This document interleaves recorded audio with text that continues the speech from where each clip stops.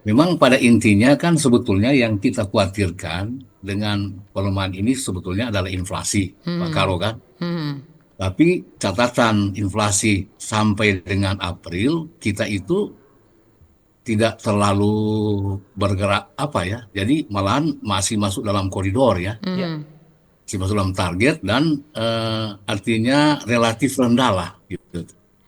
Justru yang kita khawatirkan industri kita, Pak Karo kan, begitu kan. Tapi ternyata sampai kuartal satu ya, industri kita cukup mantap ya. Kemudian malahan cukup berkembang lebih tinggi dan nasional ya.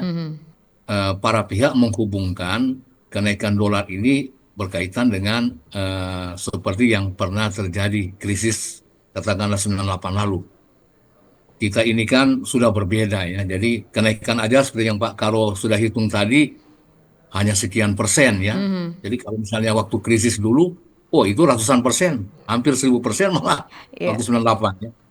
Tapi kita bersyukur karena memang TPID bekerja dengan intens ya, setiap bulan, malah setiap minggu dipantau. Kalau tidak salah juga Pak Gubernur, mungkin setiap bangun pagi Pak Karo ya, Siap, langsung tanya menyangkut siap. harga-harga kebutuhan pokok ya.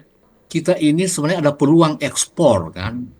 Justru dengan pelemahan ini akan mendorong ekspor kita karena pengusaha mendapatkan harga ekspor kan dari rupiah lebih tinggi kan. Tapi sebaliknya justru kita sebagai daerah kunjungan pariwisata yang meningkat ini peluang sebetulnya ya.